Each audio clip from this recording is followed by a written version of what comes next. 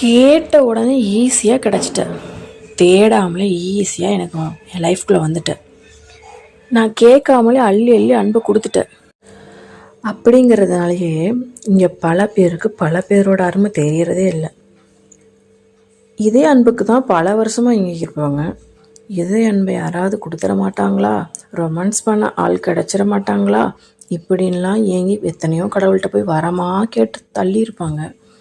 ஆனால் அது ஈஸியாக கிடச்ச உடனே அவங்க காலு கீழே போடுற செருப்பு மாதிரி ஆயிடுச்சு அவங்களோட அன்பு. அது உலக சாபங்க. உங்களுக்கு ஈஸியாக ஒருத்தங்க கிடச்சிட்டாங்கன்னு மட்டும்தான் தெரியுது. ஆனால் உங்கள் மேலே அன்பு வைக்கிறதுக்காக அவங்க என்னென்ன எஃபெக்ட் போடுறாங்களோ அது எதுவுமே யாருமே இந்த உலகத்தில் எனக்கு இவனை விட்டால் கிடைக்க மாட்டாங்க அப்படிங்கிற ஆப்ஷன்னால கிடையாது. உங்கள் மேலே அளவுக்கு அதிகமாக அன்பு வச்சுருக்கிறதுனால மட்டும்தான். அந்த அன்பு கிடைக்கிறது ரொம்ப பெரிய விஷயங்க. நீங்கள் தேடினாலும் இதுக்கப்புறம் உருண்டாலும் பிறண்டாலும் எவங்கிட்ட போய் கையேந்தி பிச்சை கேட்டு நின்னாலும் கிடைக்காத அன்பு. ஏன்னா அவங்கள்ட்ட உங்ககிட்ட அன்பு மட்டும்தான் இருக்குது. உங்ககிட்ட எந்த எதிர்பார்ப்பும் கிடையாது.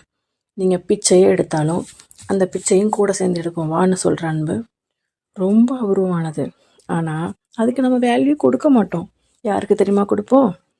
நம்மக்கிட்ட 50 ரூபா இருந்தால் 1000 ரூபாய்க்கு செலவு பண்ணுவாங்கல்ல, அவங்க தான் நமக்கு பெஸ்ட் கப்புள்னு தோணும், பெஸ்ட் பார்ட்னர்னு கூட தோணும்.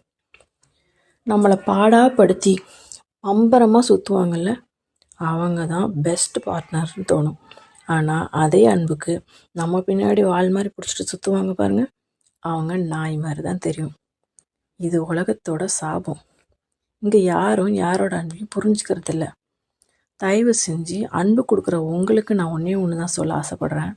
உங்கள் அன்பு ரொம்ப ரொம்ப வேல்யூ ரொம்ப ஜாஸ்தி. அது தகுதியான ஆளுக்கு கொடுங்க. ஒருத்தன் உங்கள் அன்பை கொச்சப்படுத்துகிறான், அவமானப்படுத்துகிறான், அதை கொஞ்சம் கூட வேல்யூ பண்ணலை அப்படின்னு உங்களுக்கு ஒரு செகண்ட் தோணிட்டா கூட தயவு செஞ்சு அவனுக்கு அன்பு கொடுக்குறதையோ அவளை பொக்கிஷமாக பார்க்குறதையோ தயவு செஞ்சு நிப்பாட்டுங்க. அப்படி நிப்பாட்டி நீங்கள் துரத்தி போட்டுட்டு ஒரு நாள் தள்ளி இருந்தால் கூட உங்கள் வேல்யூ அவங்களுக்கு ரொம்ப பெருசாக தெரியும். தயவு செஞ்சு கூடவே இருந்து உங்கள் அன்பை நீங்களே கொச்சப்படுத்துறதை விட தள்ளி இருந்து உங்கள் அன்பை அவங்களுக்கு புரிய வைக்கிறது எவ்வளவோ மேல். உங்களுக்கு புரிஞ்சிருக்கும்னு நினைக்கிறேன்.